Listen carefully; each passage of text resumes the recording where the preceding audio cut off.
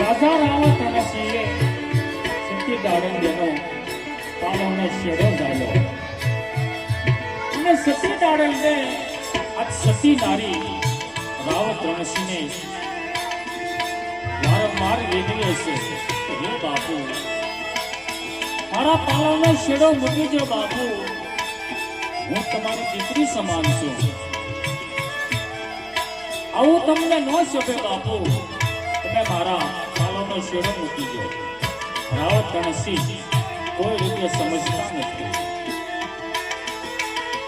જે બહેનો હતા એ બહેનો રાવત રણસિંહને વારંવાર વિગડે છે કે બાપુ તમે પાલવનો શેડો મૂકી દો.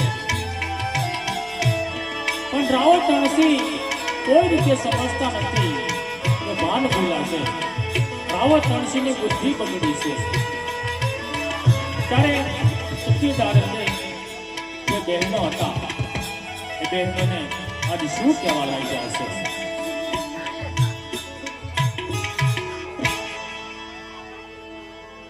અરે બાપુ,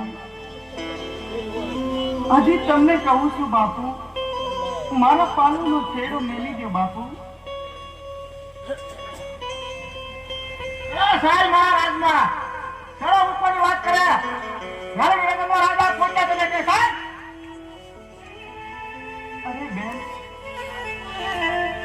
અરે બેન, જે મારો પાણીનો ઘડો ભરેલો મને ઘડો આપતો બેન.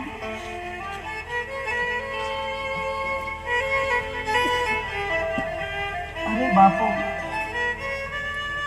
હજી તમને સમજાવું છું બાપુ, મારા પાલવનો છેડો મેલી દો બાપુ.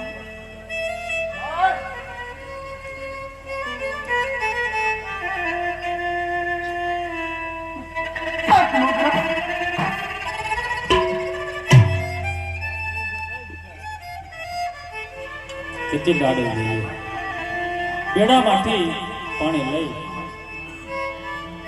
રાવત રણસિંહના ઉપર સાચ્યું છે. રાવત રણસિંહના આખા શરીરે કાળે બળતરા થવા લાગી. જે બાજુ પાલવનો શેડો પકડ્યો હતો એ બાજુનું અડધું અંગ ખોટું પડી જાય, કોટ નીકળ્યો છે. રાવત રણસિંહ કાળો દેકારો કરવા લાગ્યા.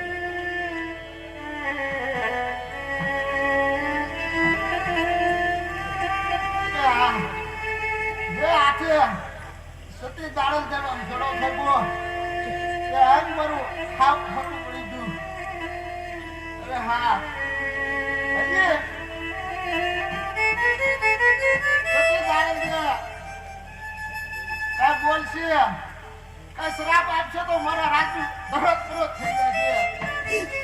માટે હાલ મારા રાજમાં જાઓ, મારી માળાની રાણી કોણ કે પ્રભા એને બનાવું અને મારી ભૂલની ક્ષમા મંગાવું.